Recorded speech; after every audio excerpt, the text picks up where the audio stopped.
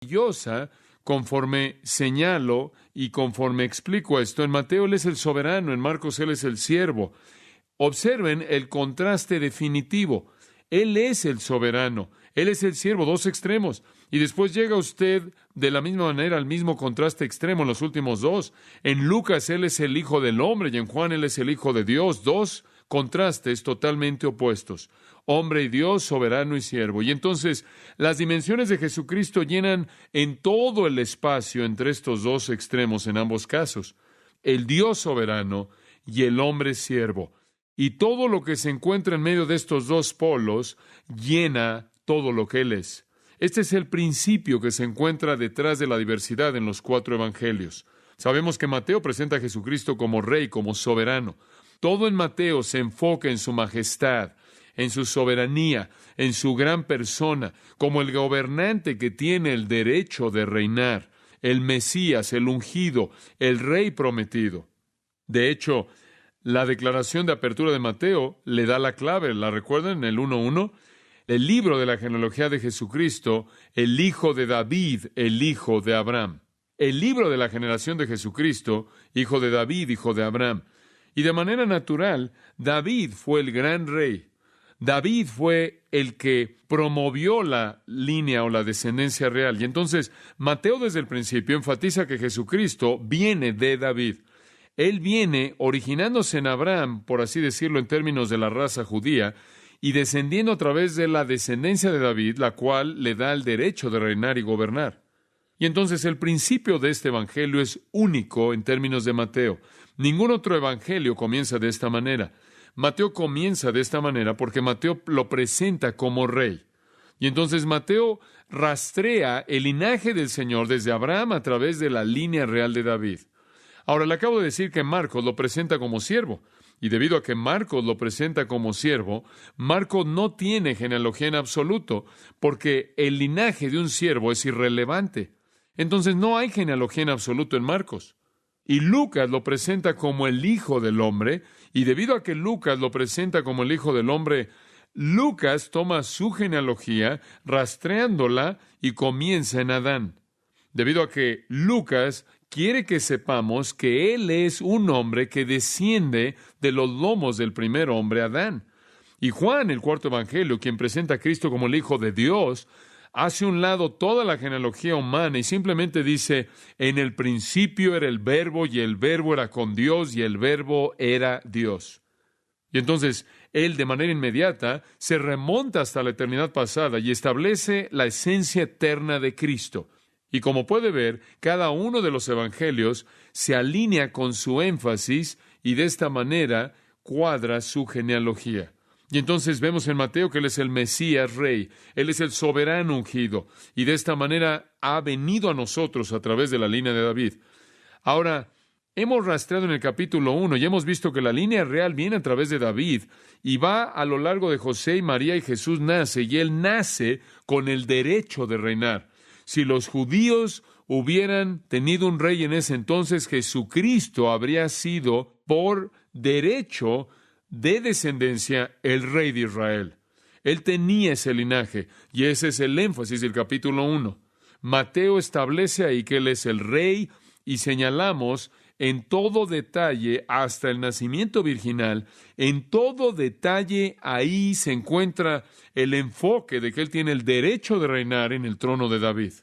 Ahora, habiendo establecido que Él es el rey en virtud de su linaje, después en el capítulo 2, Mateo vuelve a enfatizar que Él es un rey en términos del hecho de que ciertas personas vinieron a rendirle homenaje, adoración como rey.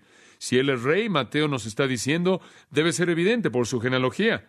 Él tiene que ser hijo de reyes. Si Él es rey, debe ser evidente por la manera en la que la gente le responde. Y entonces en el capítulo 2, Mateo nos cuenta la historia de ciertos hombres sabios que vinieron a proclamar que Jesús, de hecho, era un rey, y a postrarse a sus pies y adorarlo como rey. Ahora, de nuevo, eso es parte del énfasis de Mateo. Él es rey en virtud de su genealogía. Él es rey en virtud de su majestad real que fue desplegada y aceptada y honrada y revelada por la obra y el esfuerzo de estos hombres sabios que vinieron a traerles ciertos regalos. Ahora, ¿qué aprendimos de los hombres sabios?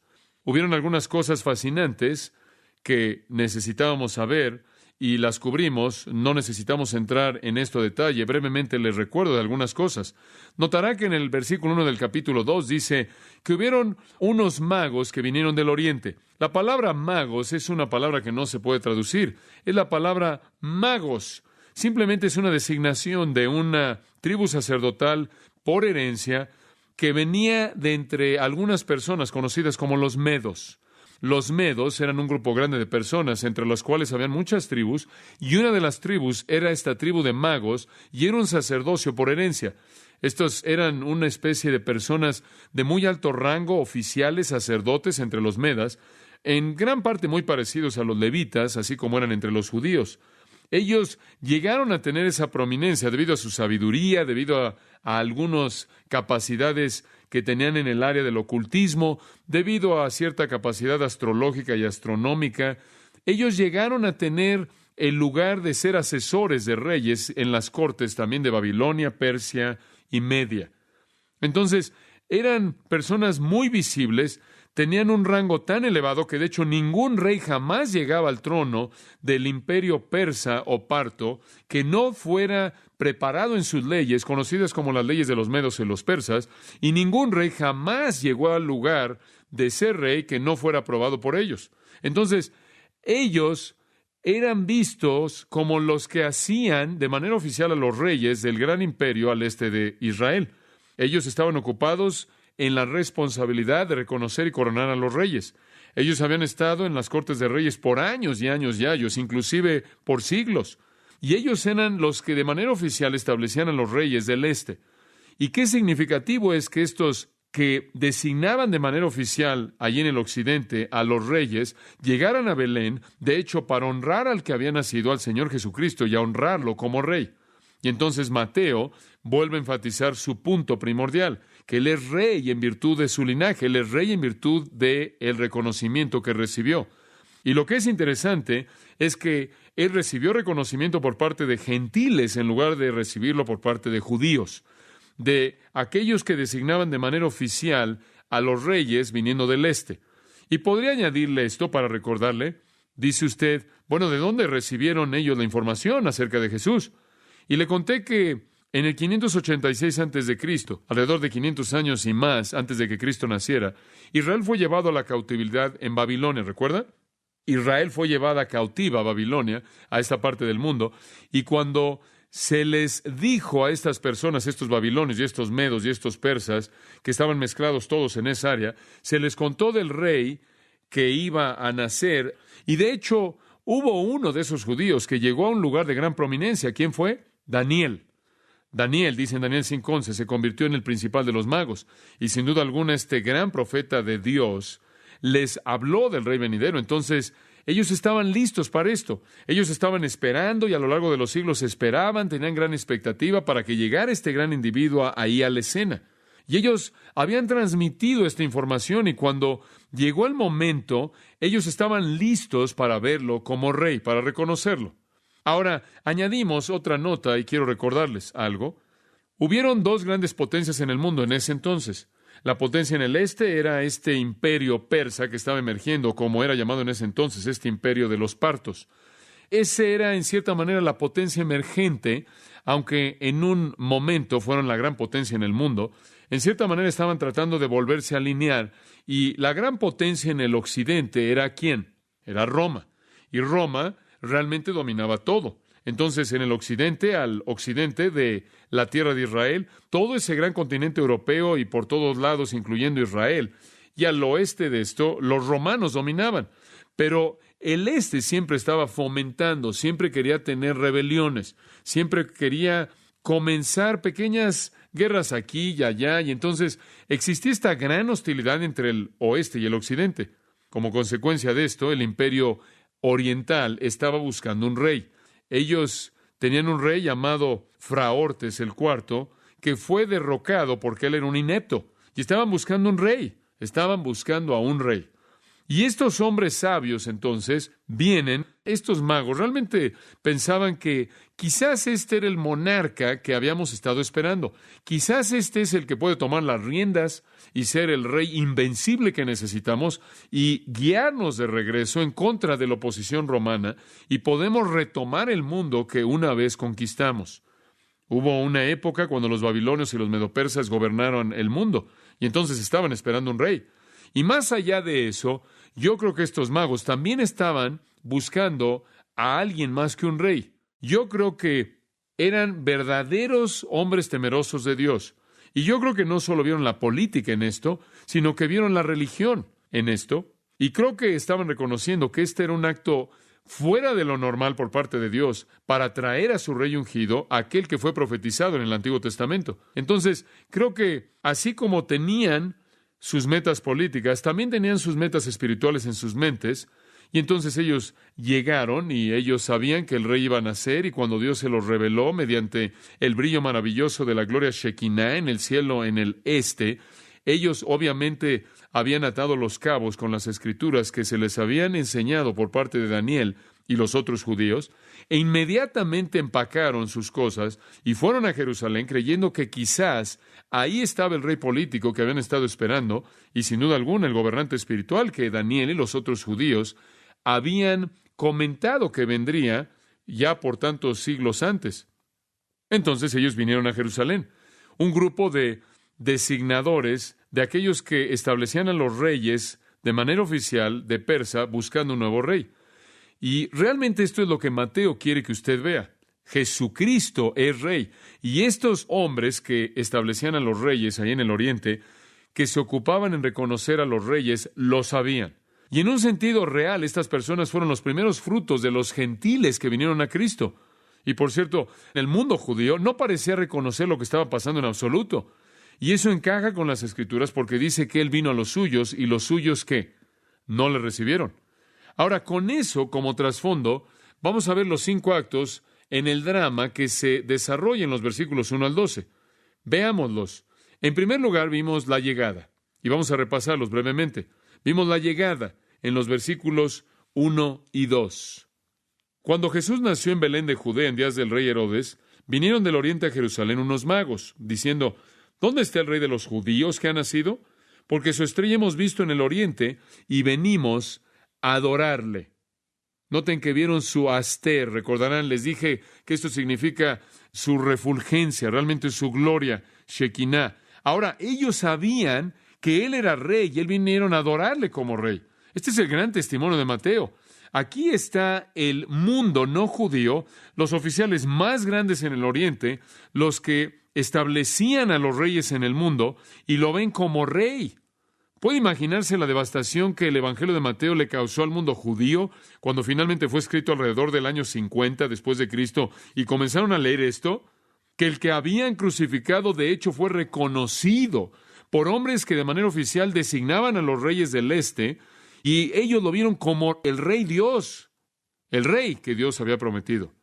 Mateo realmente escribe una palabra devastadora para el pueblo que quedaba, que ya habían desechado a Jesucristo. Ya para cuando él escribe este evangelio, él les dice: Él era un rey. Él era el rey. Y entonces los historiadores nos dicen que cuando ellos llegaron, no solo eran 3 personas que llegaron en algunos camellos, como las tarjetas de Navidad. No sabemos cuántos eran, algunos estiman tantos como 12 y aún más, pero ni siquiera me molestaría adivinar eso, porque la Biblia no dice. Pero era un grupo de estos hombres que de manera oficial designaban a los reyes, que entraron a la ciudad y tenían ahí sus atuendos bastante ostentosos. Por ejemplo, habrían tenido ahí sus sombreros en forma cónica ahí elevándose en el aire con grandes bordes que bajaban ahí por debajo de su barba, y tenían estas túnicas que volaban por todos lados y estaban ahí subidos sobre toda esta caravana persa, y los historiadores nos dicen que eran acompañados por las tropas del ejército persa. Y cuando ellos llegaron ahí a la pequeña ciudad de Jerusalén, eran noticias, créanme, eran noticias, era un grupo formidable. Ellos habían visto la señal del Hijo del Hombre y habían venido a adorarlo. Adorarlo significa literalmente proscuneo, significa inclinarse a besar. Fue una palabra que hablaba de la manera en la que usted rendía homenaje, rendía reconocimiento a un monarca. Usted se inclinaba y besaba su pie. La palabra proscuneo finalmente llegó a significar cualquier actitud interna de adoración o de adorar a alguien mayor que usted. Ellos vinieron a adorar. Por cierto, es algo interesante que la palabra proscuneo significa besar los pies o inclinarse a besar o besar reverentemente. Cuando el Nuevo Testamento usa esa palabra, siempre es usada de algo verdaderamente o que supuestamente es divino. Es una palabra que solo es apropiada para deidad, solo apropiada para deidad. Usted recordará cuando Juan trató de adorar al ángel en Apocalipsis, el ángel dijo, levántate, no me proscuneo, proscuneo a Dios. Él es el único digno de tal adoración. Kittel, quien ha escrito una serie tan maravillosa de estudios de palabras, ahí en esa obra incomparable que tiene, dice, y cito, la proscunasis es proscuneo de los hombres sabios, verdaderamente es una ofrenda al gobernante del universo. Fin de la cita. Era una palabra reservada únicamente para la deidad. Y cuando ellos vinieron, yo creo que no solo lo vieron en el versículo 2 como rey de los judíos políticamente, sino que lo vieron también como el gobernante del mundo, lo cual significa que vieron más que humanidad, ellos vieron deidad. Y ahí hay un término, Mateo lo usó aquí, que es usado en las Escrituras solo cuando es ofrecido a un Dios, sea de manera deliberada o no deliberada. Es de hecho un Dios. La palabra está reservada para dioses. De hecho, Mateo refuerza el uso de esta palabra más adelante, como lo veremos en Mateo 4, en la expresión de Satanás, porque Satanás le pregunta a Cristo si Cristo se podría postrar y proscuneo a Satanás. Y Cristo se rehúsa y dice, eso es para Dios y solo para Dios. Yo creo que los magos reconocieron al rey, pero más allá de la política, me parece apropiado decir que probablemente reconocieron a Dios y vinieron a adorar a más que a un rey. Vinieron a adorar al ungido que Dios había enviado, aquel que estaba cumpliendo las profecías del Antiguo Testamento, ningún otro que el Señor Jesucristo sobrenatural. Entonces, la llegada. Después vimos la agitación en el versículo 3. Oyendo esto, el rey Herodes se turbó. Bueno, entendemos eso, y toda Jerusalén con él. Él era el rey actual. Y estos hombres llegan allá a la ciudad y dicen, ¿dónde está el nuevo rey de los judíos? Y su primera reacción es, ¿mande? ¿Cuál nuevo rey? Y cuando llegaron de manera ostentosa con todas las personas que los acompañaban y llegaron ahí con su caravana, él sabía que ellos eran los que de manera oficial designaban a los reyes persas y él simplemente podía verlos encontrando a este individuo, coronando a este rey individuo, y este individuo levantándose para tomar el trono del imperio parto y después regresar al oeste para pelear la guerra ahí en el territorio de Israel y ellos entonces convertirse en las víctimas. Y Herodes, quien era un edomita que había recibido su trabajo por parte del gobierno romano porque él se había aferrado y él había tramado y había matado y asesinado y había hecho una masacre para poder alcanzar el poder político, estaba en pánico porque él pensaba que iba a perder su trabajo, aunque él era un hombre de 70 años de edad y ya estaba casi muerto en términos de enfermedad. Pero él tenía miedo. Su celo, su sospecha y su temor lo agitaron. Estaba turbado, la palabra significa agitar, realmente estaba temblando. Y toda Jerusalén con él. Y le dije la última vez que la razón por la que Jerusalén estaba tan conmovida era porque ellos sabían que si él estaba enojado, ellos iban a sufrir. ¿Se acuerda usted que le dije lo que él planeó para su muerte? Él dijo, nadie va a llorar cuando yo muera, entonces voy a reunir a las mejores personas de Israel en la ciudad de Jerusalén, los voy a reunir y en el momento en el que yo muera, mátenlos a todos para que lloren en esta ciudad cuando muera. Ese era el tipo de hombre que era. Y entonces ellos estaban turbados porque sabían que si él estaba muy enojado, ellos pagarían las consecuencias. Y de hecho, ellos pagaron las consecuencias porque no fue mucho tiempo después de esto que él hizo que todos los bebés que tenían menos de 2 años de edad en Belén y en el área circunvencina fueran matados por él. Ellos tenían el derecho de estar turbados. Entonces, Herodes estaba agitado. Ahora, retomamos ahí donde nos quedamos la última vez, ahí en el versículo 4, 2 semanas, 3 versículos. Tenemos que avanzar, hay 28 capítulos en este libro. Versículo 4. Ahora Herodes tuvo que hacer algo. Y entonces dice en el versículo 4, y convocados todos los principales sacerdotes y los escribas del pueblo, les preguntó dónde había de nacer el Cristo. ¿No es eso interesante? Muy interesante. Él demandó de ellos, ¿dónde nacería quién? El Cristo. Herodes sabía que este era más que un rey humano. Él mismo lo sabía. Este era el Mesías, el ungido. Él hizo ahí la relación en su mente. Él llegó a esa conclusión. Él estaba viviendo en una época cuando la esperanza de liberación a través de la llegada y obra del Mesías prometido estaba en los corazones y en los labios de muchos. Y él sabía que el rey de los judíos y el Mesías de Israel eran el mismo. Él lo sabía. Él sabía que había más que humanidad ahí. Él sabía que había deidad. Él, como los sabios, lo sabía. Y es sorprendente su reacción, que fue tan diferente, ¿no es cierto? Uno decide adorar y el otro decide asesinar. Él se turba y está enojado.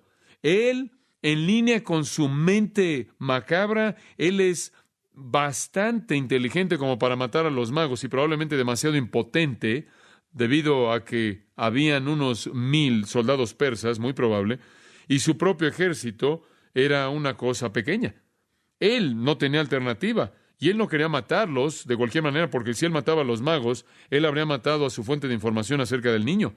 Y el niño, que era el rey potencial, habría permanecido encubierto, y a él no le importaban los magos en absoluto. Lo único que él quería hacer era deshacerse del niño. Y entonces él trama esto en el versículo 4, trama un plan, y lo primero que hace es congregar a los principales sacerdotes y a los escribas del pueblo. Ahora, ya hemos pasado mucho tiempo hablando de los magos. Mucho tiempo hablando de Herodes. Y ahora quiero que conozcan otras personas. Estos sumos sacerdotes y los escribas, y más vale que se familiaricen con ellos ahora, porque van a estar entrando y saliendo a lo largo de la escena por todo Mateo. Entonces, en primer lugar, veamos a los principales sacerdotes. Ahora en los evangelios, y tenemos que retroceder un poco, y les voy a dar mucho trasfondo para que puedan entender quiénes son. En los evangelios la palabra sacerdote o el término sacerdote está restringido, escuche esto, al grupo de judíos que ministraban en el templo. Ahora, los judíos tenían un sistema de castas en el sentido de que los levitas estaban ahí y fue a partir del pueblo de Israel que una tribu con un rango especial, quienes eran los levitas, constituyeron el sacerdocio. De hecho, si usted no era parte de esa familia, por herencia, si usted no estaba en la genealogía, usted no tenía derecho alguno de ministrar en el templo. Ellos literalmente gobernaban el país, porque la política y la teología eran una bajo la teocracia en la que Dios reinaba. Teocracia quiere decir gobierno de Dios, así como la democracia significa gobierno por parte del pueblo. Y entonces ellos tenían estos sacerdotes y realmente estaban a cargo del país, pero dentro de los sacerdotes habían varios grupos y quiero que entienda usted quiénes eran. En primer lugar, estaban los sumos sacerdotes. Los sumos sacerdotes, esto es el número 1.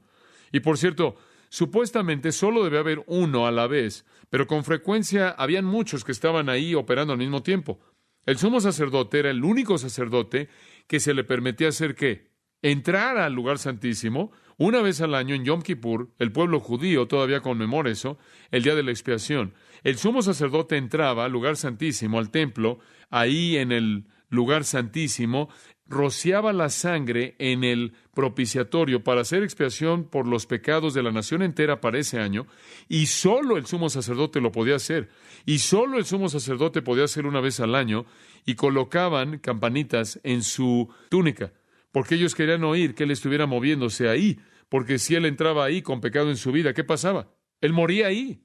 Y cuando dejaban de sonar las campanas, usted sabía que algo había pasado. Y entonces colocaban pequeñas campanas ahí en su túnica para que pudieran oírlo que se estaba moviendo hasta que salía, y tampoco se quedaba ahí mucho tiempo, y solo entraba una vez. Ese era el sumo sacerdote. Ahora, él, debido a ese derecho, era el más importante en Israel. Realmente estaba ahí en la cúspide. Él servía como el presidente del Sanedrín. Y el Sanedrín, eso quiere decir 70, eran 70 ancianos gobernantes, como un congreso, un senado, mejor como un senado, eran 70 de estos hombres gobernantes, y él era el presidente. Esto constituía el senado, esto constituía la Corte Suprema Judía. Ellos hacían las leyes, ellos aseguraban de que las leyes se cumplieran, ellos tomaban todas las decisiones de la corte, como también hacían las leyes. Ellos eran la rama judicial y el senado en una unidad, el Sanedrín, y él era el líder. Tenían un poder político y religioso tremendo. Esto es el sumo sacerdote. Él presidió, por ejemplo, ahí en el juicio de Jesús. Él presidió ahí en los juicios de los apóstoles, Esteban, de Pablo también. Estos hombres tenían un poder tremendo. Y por cierto, lo que es muy interesante es que algunas veces los sumos sacerdotes eran quitados de su responsabilidad por razones políticas. Muy bien, esto se había deteriorado. Y los romanos quizás hubieran querido un sumo sacerdote diferente. Por cualquier razón que fuera en términos históricos, los sumos sacerdotes, y algunas veces alrededor de la época de Cristo, eran quitados ahí de la posición y otro era colocado ahí. Ese era el caso en el tiempo de Jesús. En el tiempo de Jesús usted tiene a dos personas en el Nuevo Testamento a quienes se refiere como el sumo sacerdote. Uno es Anás y el otro es Caifás. Ambos eran el sumo sacerdote. Anás primero, Caifás después. Anás fue quitado, Caifás tomó el lugar de Anás, pero Anás todavía está ahí y todavía es llamado sumo sacerdote. Y pudieron haber varios de estos ahí al mismo tiempo. De hecho, pudieron haber muchas veces en la historia de Israel, cuando vieron varios que estaban ahí, y había una aristocracia tremenda. Ellos eran una aristocracia tremenda de poder y prestigio político junto con el título. Entonces, realmente eran los jefes. Y si usted va a ver al sumo sacerdote, algunas veces es Caifás, otras veces Anás. Anás estando ahí tras bambalinas, el poder realmente que estaba detrás de esto fue Caifás. En segundo lugar, hubo otro tipo de sacerdote, quien era llamado el capitán del templo. El capitán del templo. Él era el siguiente en importancia después del sumo sacerdote. Él era el jefe de la policía del templo. Ahora, Israel tenía su propia fuerza policíaca y también eran sacerdotes, por cierto. Los sacerdotes eran las personas que implementaban las órdenes y la dirección para el país. Entonces, el capitán del templo era el jefe de la policía del templo y él tenía el poder de arrestar a personas. Y por cierto, él fue designado por el sumo sacerdote, de la familia del sumo sacerdote, él o una de las familias principales. En otras palabras, este hombre era el títere del sumo sacerdote. Él tenía el poder de arrestar. Entonces, si el sumo sacerdote quería que alguien fuera arrestado, él simplemente decía, arréstenlo, de lo contrario se quedan sin trabajo. Él realmente estaba a cargo de todo. Después, el tercer tipo de sacerdote, vamos a llamarlos los principales sacerdotes. Ahora, escuche esto. Los principales sacerdotes no son un título oficial. El principal sacerdote está compuesto de esto: el sumo sacerdote y todos los ex sumos sacerdotes que estaban por ahí, muy bien. El capitán del templo y después algunos otros sacerdotes, que usted llamaría la aristocracia. Este era un grupo selecto de supervisores del templo, el tesorero del templo, ahí pudieron haber habido varios de ellos, los administradores del templo y todos los hombres ahí en el Sanedrín, de los cuales eran 70. Estos eran los sumos sacerdotes, el Sanedrín, los tesoreros, los hombres que recolectaban el dinero de los 13 receptáculos en forma de campana, ahí en la corte de las mujeres, en donde la gente colocaba todo su dinero. Eran los administradores, como también los sumos sacerdotes y el capitán del templo. Entonces, lo que usted realmente tiene en los sumos sacerdotes es la aristocracia y realmente el cerebro y el poder político y los que realmente gobernaban en Israel, todos están aquí. Ahora, por cierto, detrás de ellos habían muchos de los que podríamos llamar sacerdotes ordinarios del diario, simplemente los sacerdotes. Y por cierto, eran diferentes de la aristocracia. Ellos no encajaban en todos los planes políticos y todo lo demás. Habían 24 grupos de ellos, 24 grupos de sacerdotes, y en virtud del hecho de que solo ministraban en intervalos a lo largo del año en el templo. Ellos llegaban al templo durante una semana, 2 veces al año. Si usted era sacerdote, normalmente uno de los ordinarios, usted vivía en algún otro lugar, o quizás vivía en Jerusalén. Usted tenía el trabajo, digamos, era un carpintero, o era una persona que trabajaba con piedras, trabajaba con tabiques, quizás era un pastor, quizás hacía algo más, no sé qué, pero tenía un trabajo y después, una semana, 2 veces al año, usted iba al templo y funcionaba como sacerdote. Esos eran los sacerdotes ordinarios. Por cierto, los historiadores estiman que probablemente habían 18,000 de esos sacerdotes en la época de Jesús, y ellos venían detrás de la aristocracia. Y cuando dicen Hechos capítulo 6, versículo 7, creo que es, y la palabra de Dios crecía, y el número de los discípulos se multiplicaba en Jerusalén mucho, y un gran número de los sacerdotes fueron obedientes a la fe. Estoy seguro de que fue a partir de ese grupo de los 18,000 sacerdotes ordinarios comunes que esas personas fueron salvas. Ellos no son llamados principales sacerdotes o algo más, simplemente sacerdotes. Entonces, de muchas maneras, a partir del sacerdocio, eran los hombres buenos. Ahora, En la parte de abajo de la jerarquía, inclusive abajo de los sacerdotes ordinarios, estaban el resto de los levitas. Personas que tenían su legado de Leví, estaban en la parte de abajo de la jerarquía. Habían 24 grupos de ellos también, nada más que lo que ellos hacían no era ministrar de manera oficial en el templo. Escuche esto, su ministerio era música y lo que era llamado servicio. ¿Qué tipo de servicio? Esta es una buena ilustración. El Misná judío, el cual nos cuenta mucho de la historia judía, dice que eran los policías del templo. Muy bien.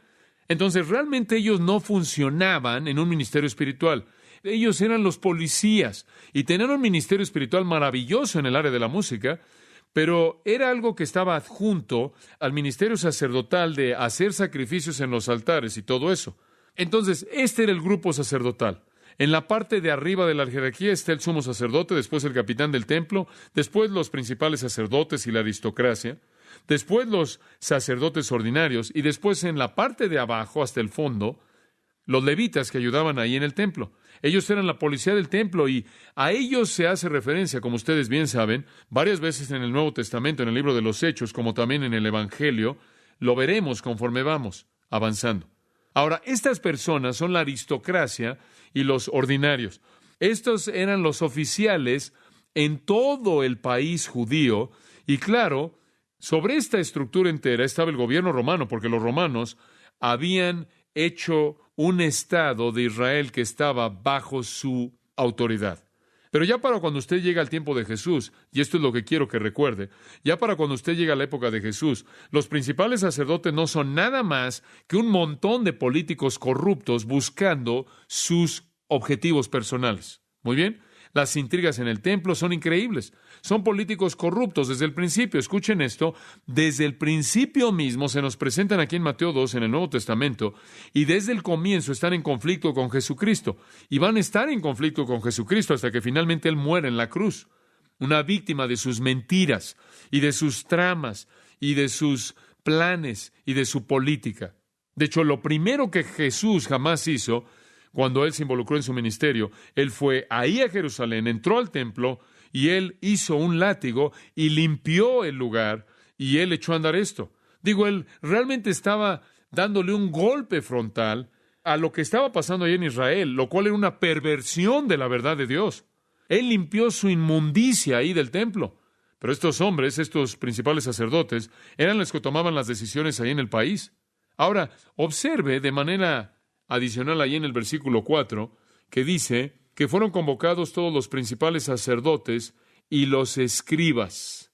Ahora, ¿quiénes eran los escribas? Los escribas simplemente eran personas de las otras tribus, ninguna en particular. Eran los eruditos, las autoridades de la ley.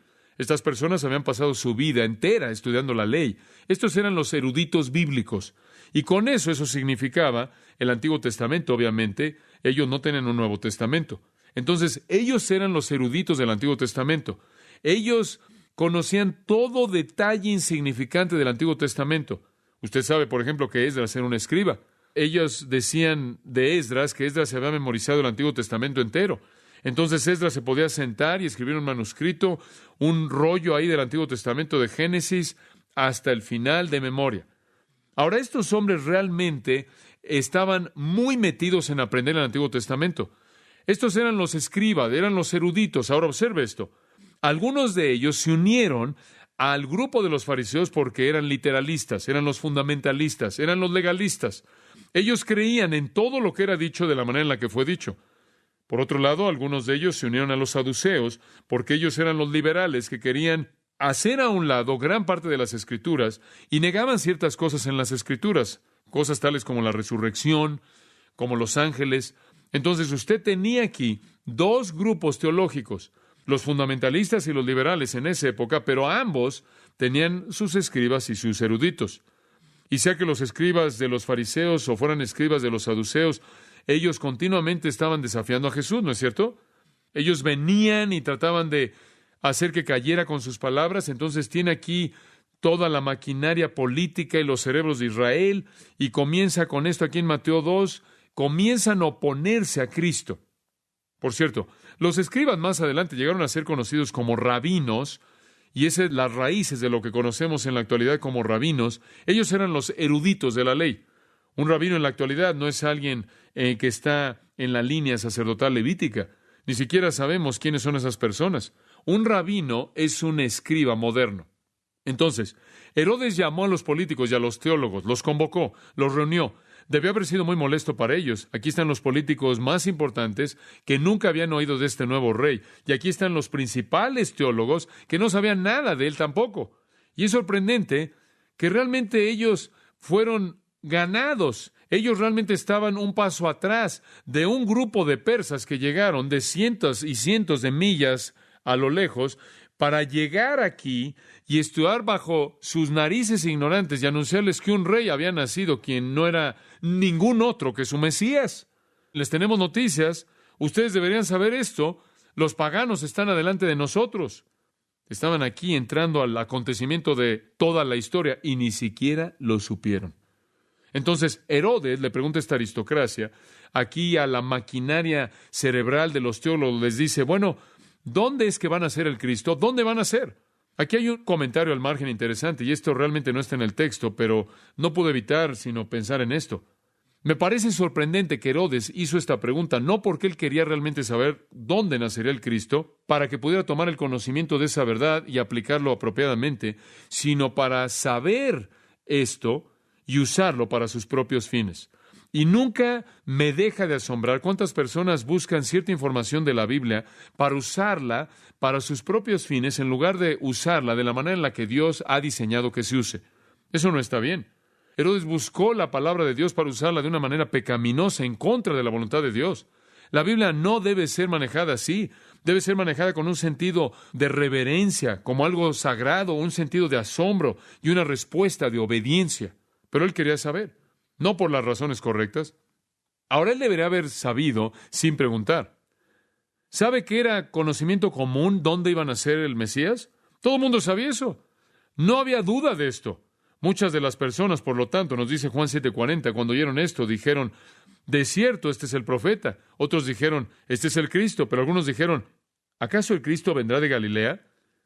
¿Acaso la Escritura no dijo que Cristo vendría de la simiente de David, de la ciudad de Belén, donde David estuvo?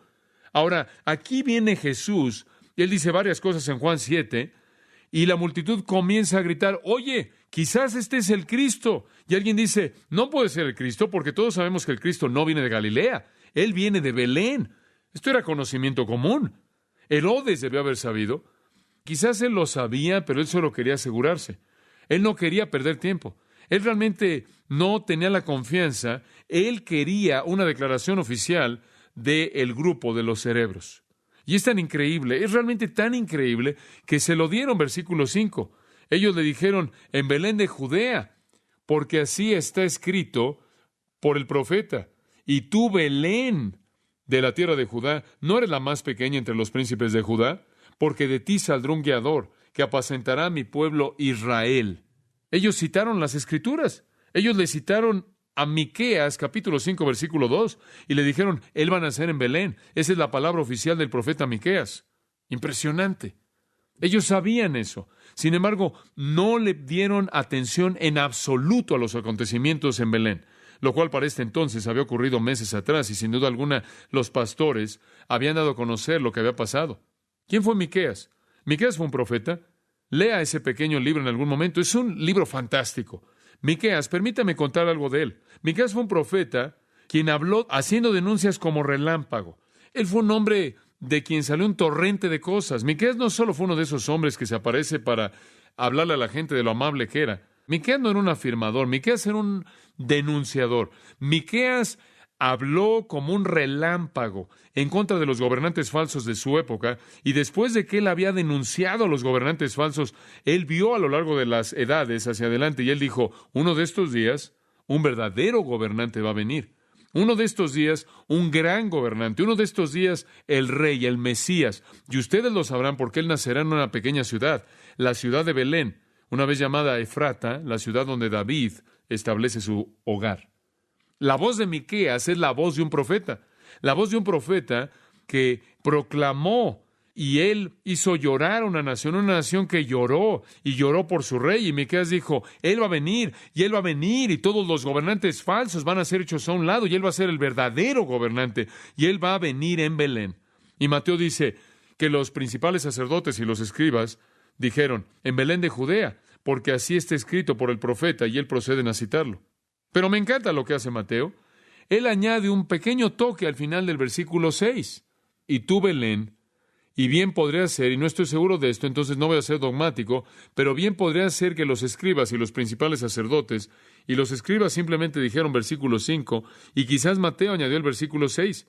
Bien podría ser que Mateo fue el que incluya ahí Miqueas 5, y la razón por la que digo esto es porque se añade aquí al final del versículo, que no está en Miqueas 5, que ciertamente no vendría de los principales sacerdotes y los escribas, sino que habrá venido de Mateo, y tú, Belén, de la tierra de Judá, no eres la más pequeña entre los príncipes de Judá, porque de ti saldrá un guiador. Esto es hermoso.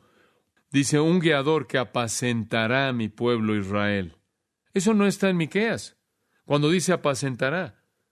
¿Sabe lo que es tan maravilloso? Los escritores del Nuevo Testamento, escúcheme, los escritores del Nuevo Testamento, cuando estaban citando al Antiguo Testamento, no siempre citan el Antiguo Testamento de manera exacta. ¿Sabe por qué? Porque los escritores del Nuevo Testamento fueron igualmente inspirados por Dios y tenían el derecho de alterar esas cosas en conformidad con aquello que el Espíritu de Dios estaba revelándoles de manera nueva a ellos en el momento. Entonces, ellos tomaban una porción de esa verdad del Antiguo Testamento y añadían a esa verdad ese punto especial que el Espíritu de Dios quería que en ese momento de la época del Nuevo Testamento fuera añadido. Y había un mensaje maravilloso en lo que Mateo dijo. Lo que Mateo realmente estaba implicando es esto, que vendría un gobernador, un gobernante que pastorearía a mi pueblo Israel. Lo que él realmente estaba diciendo es esto. ¿Les gustaría cambiar a Herodes por un pastor? ¿Les gustaría cambiar a un demagogo? ¿Les gustaría cambiar a un asesino? ¿Les gustaría cambiar a un hombre que hace tramas? ¿Les gustaría cambiar a un hombre que odia y asesina por un pastor, quien amaría y cuidaría de su rebaño? ¿Se dan cuenta? Algo hermoso. Ellos conocían la diferencia. Y entonces, Mateo está citando, creo que es Mateo en el versículo 6, creo que los principales sacerdotes y los escribas dijeron, en Belén de Judea, porque así está escrito por el profeta. Y después Mateo añade el siguiente, esto es fabuloso, esto es fabuloso.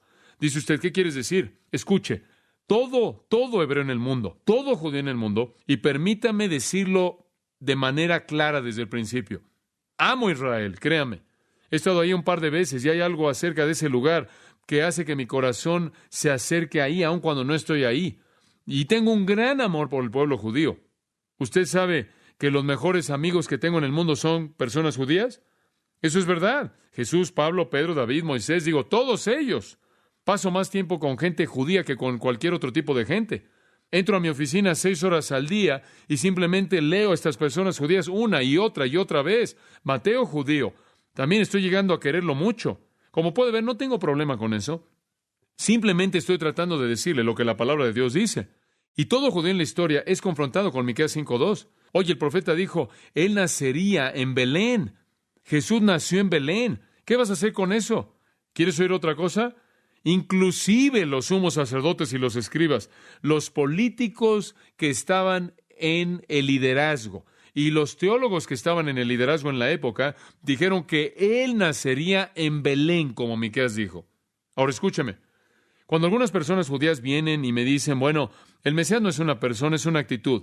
Yo les digo, bueno, no creyeron eso en la época de Jesús. Los rabinos de la antigüedad no pensaron eso. Ellos dijeron que era una persona porque una actitud no puede nacer en Belén, pero una persona sí. O dicen, bueno, la idea del Mesías es la idea de la perfección de un reino judío. Usted no puede tener perfección de un reino judío que nació una vez en Belén tampoco. El Mesías es una persona, un individuo, no una nación y no una actitud, y su nacimiento debe ocurrir en Belén. Y escuche, si Jesús no es ese Mesías, entonces, de lo que está hablando Miqueas, ¿de qué están hablando aquí los principales sacerdotes y los escribas? ¿Y de qué está hablando aquí Mateo, quien era un judío devoto? El Sanedrín dijo que fue en Belén. El profeta Miqueas dijo que fue en Belén. Mateo dijo que fue en Belén. Fue Belén y toda la historia se une para estar de acuerdo con que el Mesías nacería en Belén. Simplemente fue donde Jesús nació. Y lo que es interesante es que Dios tuvo que hacer que los romanos hicieran un decreto para que José y María llegaran ahí, para que Él naciera ahí, y Él está haciendo que toda persona esté cumpliendo con su voluntad. Es sorprendente. Estos ortodoxos literalistas, con un conocimiento mental perfecto, nunca fueron tocados en sus almas. O si tan solo les pudiera decir, el golpe del legalismo. Ellos eran indiferentes, los principales sacerdotes y los escribas, por cierto. Ellos no permanecieron indiferentes por mucho tiempo después. Ellos llegaron a volverse personas que odiaban, llenos de veneno, asesinos que tramaron el asesinato de Jesús. Y el tiempo entero, desde la indiferencia de Mateo 2 hasta las tramas y los asesinatos al final del Evangelio de Mateo, a lo largo de este proceso ellos tuvieron el conocimiento completo de que todas las profecías estaban siendo cumplidas por Jesucristo, pero rechazaron a Jesús con toda la información en la mano. Y Jesús inclusive les recordó que lo que tenían que hacer era revisar las Escrituras en las que supuestamente eran expertos. En Juan 5:39 Él dice, escudriñad las Escrituras, porque ellas dan testimonio de mí. Ustedes son los expertos. Entonces, de manera inmediata, observe esto, vemos de manera inmediata que están divididos en tres grupos. Grupo número 1, en respuesta a Jesucristo está el grupo que podía ser caracterizado como odio y hostilidad. Odio y hostilidad. Herodes temía que este bebé pequeño interfiriera con su vida. Él era una persona celosa, temerosa. Él no quería que este bebé pequeño estuviera metiéndose en su vida, molestando, sacudiendo su vida entera, cambiando las cosas. Y entonces él buscó eliminarlo. Y algunas personas todavía se sienten así, 33 años más tarde, y lo hicieron. ¿Y quieres saber algo? Algunas personas todavía piensan así el día de hoy. Jesús es visto por ellos como una interferencia en su vida. Él los molesta, Él cambia sus planes, y si tuvieran la opción, ellos lo eliminarían. Y Jesús en Juan 15 le dijo a sus discípulos, si el mundo los aborrece, no se sorprendan, ellos me aborrecieron a mí. Cuando ellos van y los odian y los van a meter en la cárcel y los van a matar y van a pensar que están sirviendo a Dios, al hacer esto, entonces está aquí el odio y la hostilidad. La segunda categoría, y el odio y la hostilidad es ejemplificado por Herodes. La segunda categoría es lo que llamo los indiferentes. Los indiferentes y los indiferentes son caracterizados por los principales sacerdotes y los escribas. Ellos estaban tan metidos en su teología, tan metidos en sus intrigas políticas y sus juegos para obtener el poder, y tan metidos en sacar dinero en el templo y poder producir dinero lo más rápido que pudieran a expensas de la gente, y estaban tan perdidos en toda su religión que ni siquiera les importó que Él nació. Simplemente eran indiferentes. Y hay muchos así el día de hoy. Siempre pienso en Lamentaciones, donde Jeremías clama a Israel y él dice, ¿no es nada para ustedes todo lo que pasa? Digo, ¿cómo es posible que sean indiferentes? Quizás estos son los peores. Siempre pienso en el poema de Stuart Kennedy. Dice, y cito, cuando Jesús vino al Gólgota, lo colgaron en un árbol, y ellos metieron grandes clavos ahí en las manos y los pies, e hicieron un calvario. Lo coronaron con una corona de espinas. Ahí rojo donde estaban sus heridas, y profundos. Esos fueron días crueles, y la carne humana fue barata. Cuando Jesús vino a Birmingham, simplemente pasaron a su lado. Nunca lo lastimaron, solo lo dejaron morir. Porque los hombres se habrían vuelto más tiernos y no le habrían dado dolor. Simplemente pasaron ahí junto a la calle y lo dejaron en la lluvia.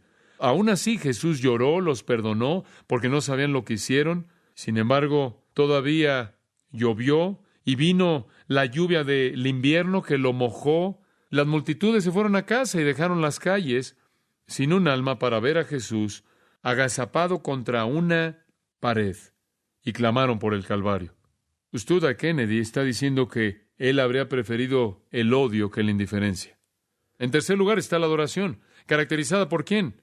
Por los magos, y siempre ha sido así con Jesús. Algunos son hostiles, otros indiferentes, y algunos adoran, y ellos adoraron. Entonces la llegada y la agitación. Veamos la actuación. Versículo 7. Entonces Herodes, llamando en secreto a los magos. Esta vez él pensó que podía tener una junta privada. Si él tenía otra junta pública con estos hombres, todo el mundo realmente sabría que algo estaba por pasar. Entonces él tuvo una junta privada. y él indagó de ellos diligentemente el tiempo de la aparición de la estrella. Aquí es lo que yo llamo actuación, porque este tiene que ser uno de los actos más grandes de hipocresía en toda la Biblia. Este hombre es un farsante, y los hombres sabios no lo saben, y vienen del este y ellos no saben lo que está pasando. La primera junta fue pública, pero esta junta va a ser en secreto porque Herodes tiene algo en mente, un plan, una mentira, y los sumos sacerdotes y los escribas lo sabrían. Los hombres sabios no lo saben y va a ser muy sutil. Él no dijo, ¿cuántos años tiene el niño? ¿Cuál es su edad? Sino que él dijo, cuando apareció ese brillo, y creo que él tuvo que apelar ahí al interés de los hombres sabios en la astrología y en la astronomía. Cuéntenme de esa estrella. Ustedes son buenos con las estrellas. Cuéntenme de esto. ¿Cuándo apareció? Como si la astronomía fuera de interés para él. Su verdadero interés era matar al pequeño bebé. Y por cierto, es interesante que la estrella ahora no es visible en absoluto. La vieron en el este, desapareció, y llegaron a Jerusalén y no la han visto desde que llegaron. ¿En qué momento apareció la estrella? Dice ahí que inquirió diligentemente de ellos, y la palabra en el griego es exactamente, ¿me podrían dar el día, por favor? Quiero saber cuándo nació ese bebé. Y no sabemos cuál fue la respuesta de estos hombres, pero obviamente Herodes se dio cuenta de que se iba a matar a todo niño de 2 años y menores. De esta manera él podría deshacerse del rey. Quizás ellos le dijeron, fue un periodo de 6 meses, y él, bueno, simplemente para estar seguro voy a matar a todos los niños de 2 años y menores, en caso de que la estrella llegó un poco más tarde. Y allí en el capítulo 2, versículo 16, dice que él mató a todos. ¿En base a qué? Versículo 16. Herodes entonces, cuando se vio burlado por los magos, se enojó mucho y mandó matar a todos los niños menores de 2 años que había en Belén y en todos sus alrededores, conforme al tiempo que había inquirido de los magos. Qué hipócrita, él quería saber. Y versículo 8, enviándolos a Belén, dijo, id allá y averiguad con diligencia acerca del niño, y cuando le halléis, hacedmelo saber para que yo también vaya y le adore. Es feo, ¿no es cierto? Aquí está el Hijo de Dios, bendito, glorioso, majestuoso. Aquí está, al mismo tiempo, el necio de necios. En lugar de caer postrado a sus pies, él desea quitarle la vida. ¡Qué necio! Cómo él quiso matar al Salvador, al único Salvador. Y entonces los magos se vuelven herramientas ignorantes para la destrucción del Mesías, pensando que estaban ayudando. Me encanta la sutileza de Mateo. Acabo de pensar en esto, la sutileza de Mateo. Él de nuevo está enfatizando que Cristo es un rey, no solo por su linaje, no solo porque él viene a ser adorado, sino también por su rechazo. Si no fuera un rey, ¿creen que este rey estaría molesto por el nacimiento de Jesús? No, él es un rey, y Mateo muestra esto desde todo ángulo posible. Entonces la llegada, la agitación, el acto y ahora la adoración. El viaje se ha terminado para los magos en el versículo 9, y esto lo veremos rápidamente. Recuerdan, esto es tan hermoso. Ellos, habiendo ido al rey, se fueron. Y aquí la estrella que habían visto en el oriente iba delante de ellos, hasta que llegando, se detuvo sobre donde estaba el niño. Y al ver la estrella, versículo 10, se regocijaron con muy grande gozo. Ellos habían visto eso en el este. Había desaparecido, llegaron a Jerusalén, no saben específicamente a dónde ir o qué hacer, y allí está de nuevo la Shekinah de Dios, y ellos saben que están en el camino correcto. Por cierto, algo interesante ahí en el versículo 9, la estrella que vieron, literalmente en el griego dice, la estrella que vieron al levantarse, la estrella que vieron en su amanecer. En otras palabras, la estrella, creo, la cual nunca antes había existido, y la vieron existir. Significa más, mucho más que tan solo aparecer en un área. La estrella que apareció en su levantamiento, en su aparición, y ahora la Shekinah vuelve a aparecer. Y ahora realmente lo entienden. Realmente tiene una señal revelada por Dios. Y tienen la palabra de Dios, Miqueas 5:2, y esas dos cosas convergen en Belén y van a una casa. Esa es la razón por la que digo que no pudo haber sido una estrella real, porque habría sido bastante difícil para una estrella real estar colocada sobre la parte de arriba de una casa sin quemar la tierra entera. La gloria Shekinah de Dios desciende en el Antiguo Testamento muchas veces. Simplemente descendió en la parte de arriba de esa casa. Estaban tan contentos. Versículo 11.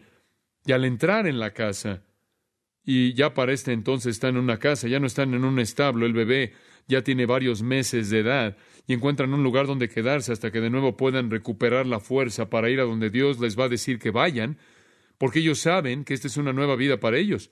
Tienen ahora al Hijo de Dios. No nada más pueden regresar a hacer lo que hacían antes, a menos de que Dios les diga, y están esperando. Entonces van a la casa y vieron al niño con su madre María. Por cierto, siempre que María y el bebé son mencionados en el versículo 11, versículo 13, versículo 14, versículo 20 y versículo 21, el bebé siempre es mencionado primero. La preocupación es con el niño. Carlos Wesley lo dijo de esta manera: velado en carne a Dios vemos, reconocemos a la deidad encarnada. Y eso es correcto. Entonces ellos entraron y vieron al niño con su madre María y postrándose lo adoraron. Observen, si son tan amables, no adoraron a los dos, sino ¿a quién? A Él. Lo adoraron. Lo adoraron a Él, lo honraron como rey. Ellos hicieron lo que solo le haces a reyes. Cayeron sobre sus rodillas y lo adoraron. Y la adoración, amados, le pertenece solo a Jesucristo, solo a Dios, a ningún otro, porque nadie más es digno. ¿Recuerdan esas personas que trataron de adorar a los apóstoles? No, no me adoren, Pablo dijo. Trataron de adorar a Pedro en Cesarea. No, no me adoren. Juan trató de adorar al ángel en Apocalipsis. No, dijo él, no lo hagas. Y aquí adoraron. Y no hubo reprensión en absoluto. Están haciendo aquí lo que deben hacer. Nadie dijo, pónganse de pie, o no, este es Dios. Este era el rey y hicieron lo correcto. Y les voy a decir, en algún punto a lo largo del proceso, quizás hemos perdido el arte de la adoración en la iglesia norteamericana. ¿Ustedes conocen esos pastores que les presenté esta mañana de Sudáfrica? Fue interesante. Hicieron varios comentarios interesantes de la iglesia norteamericana. Esta es la primera vez que habían estado aquí. Y estábamos comiendo un día y me dijeron, ¿sabes una cosa, John? Nos parece que hay dos problemas en la iglesia norteamericana desde nuestro punto de vista. Y yo dije, ¿cuáles son? Bueno, esto es aún antes de que hubieran llegado a nuestros servicios. Y simplemente estaban compartiendo su corazón. Y yo les dije, ¿cuáles son? Ellos dijeron, número uno, no parecen tener una teología. No parecen saber lo que creen.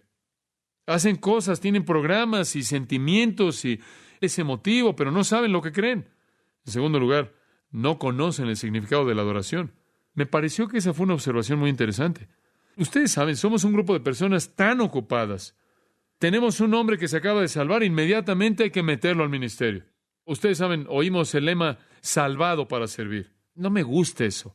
Salvado para servir, ustedes saben, y va a un seminario de pastores y entran ahí y todo lo demás y dicen, ahora queremos decirle que una vez que ese hombre ya se salvó, que se una a la iglesia y cuando se una a la iglesia, denle un trabajo, está trabajando para el Señor. Ahora, eso es realmente ridículo. La única razón por la que debemos servir al Señor es a partir de la consecuencia de tu adoración.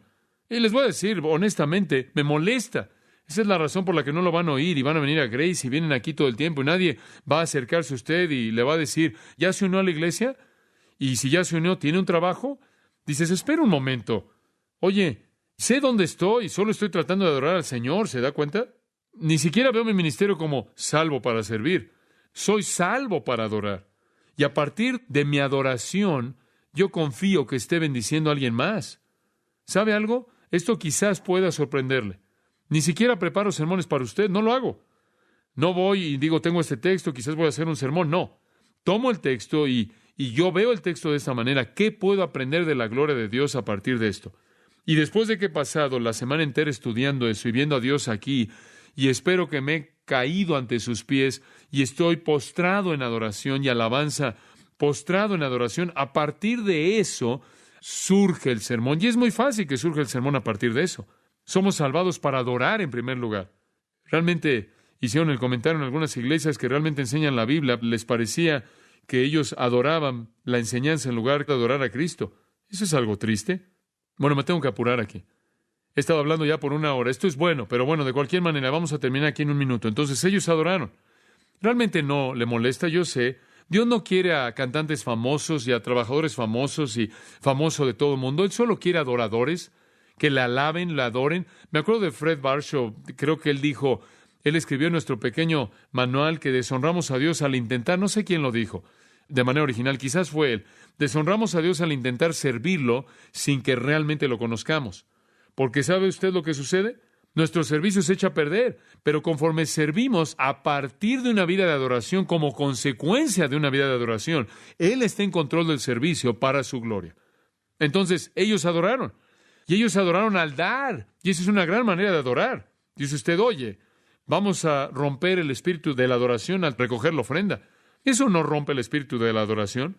Yo solía pensar, oye, vamos a quitar la ofrenda del servicio, es algo tan mundano. Pero me doy cuenta de que ellos vinieron a adorar. ¿Cómo adoraron? Ellos no trajeron un gran órgano y empezaron allá a tocar. ¿Sabe lo que hicieron?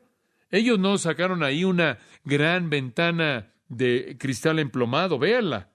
No se subieron ahí a un monte y hicieron esto. ¿Cómo adora usted? De una manera muy tangible. Ellos adoraron al hacer ¿qué? Dar. La expresión de alabanza. ¿Y qué es lo que dieron? Bueno, dieron cosas bastante fascinantes. Incienso, oro y mirra. Son regalos fascinantes. Oro, no tengo que hablar de eso. Usted sabe lo que es el oro. El oro era algo súper costoso. Todavía lo es.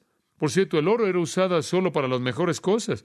Es usado de manera extensiva en la construcción del templo. Todo su contenido. Lea 1 de Reyes 5 al 7.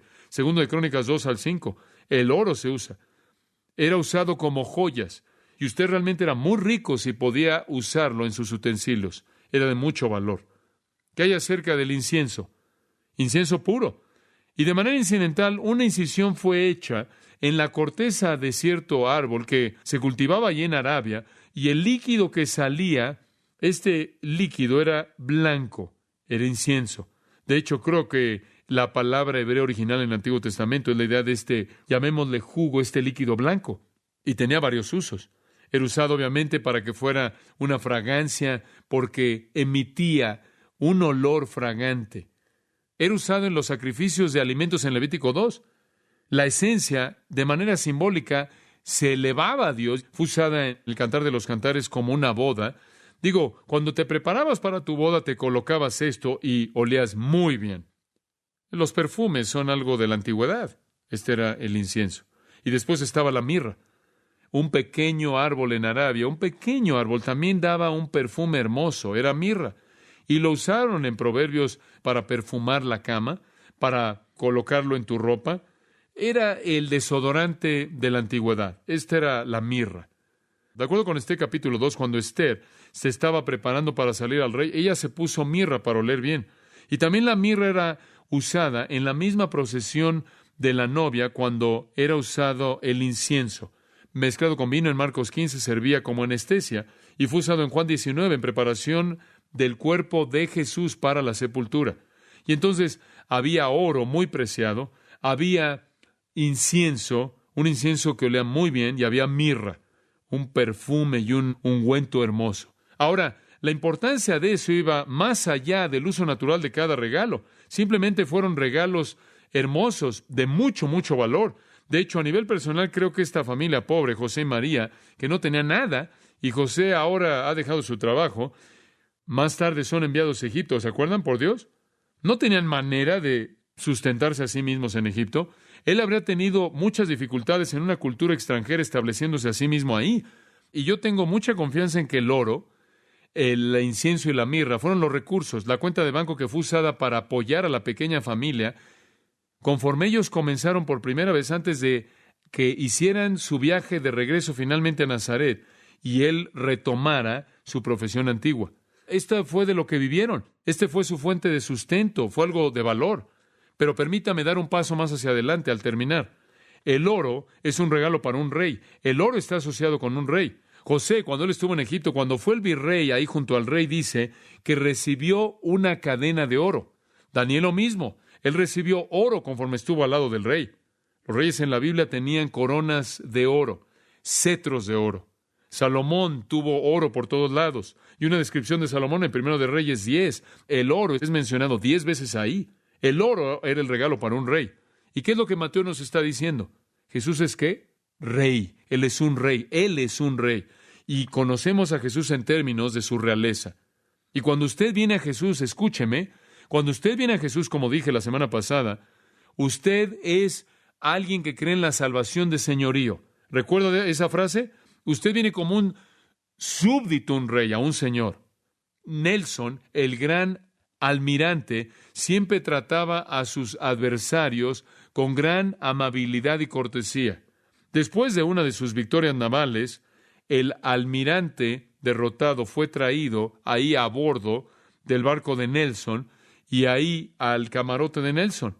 Y conociendo la reputación de Nelson de ser cortés, este almirante derrotado realmente quería aprovecharse de su cortesía, y entonces él avanzó ahí tratando de estrechar su mano con alguien a su mismo nivel, y la mano de Nelson permaneció ahí a su lado. Y él le dijo: deme primero su espada, Señor, y después su mano. Y así debe ser si vamos a ser amigos de Cristo. Debemos ser súbditos de su señorío. Entonces ellos vinieron y dijeron: Él es un rey. Lo dijeron con un regalo. Y después estaba la mirra. ¿Qué era la mirra? La mirra era el regalo para un mortal. Es un perfume para hacer que la vida huela menos mal, para hacer que la sepultura sea menos repulsiva. La mirra era el regalo para un hombre mortal, y él era un hombre. De hecho, la mirra era especialmente el regalo para alguien que moriría. Él era un hombre y él moriría. Desde el principio fue claro que él moriría. ¿Alguna vez ha visto esa pintura que hizo Holman Hunt, quien ha pintado algunas pinturas hermosas de Jesús? Él tiene una pintura de Jesús como un niño, ahí en el taller del carpintero. Y el sol está ahí está metiéndose en el oeste, y la casa está viendo hacia el oeste, y el pequeño niño Jesús está de pie ahí en la puerta. Conforme el sol brilla ahí por la puerta, él está estirando sus brazos como un pequeño niño después de un día duro de haber ayudado a su padre, y el sol entra ahí y se ve en la pared de atrás de la casa, y el sol lo que hace es que haya una sombra de una cruz en la pared de atrás. Y esa fue la manera en la que Holman Hunt estaba diciendo: Él nació para morir, Él era mortal. Fue claro desde el principio. Y entonces un regalo para un rey y un regalo para un hombre. Él era ambos. Y después estaba el incienso. El gran erudito de la antigüedad, ese padre de la primera iglesia, cuyo nombre fue Orígenes, dijo: este es un regalo para Dios. El incienso habla de deidad. El incienso siempre se ofrecía a Dios. Era una fragancia.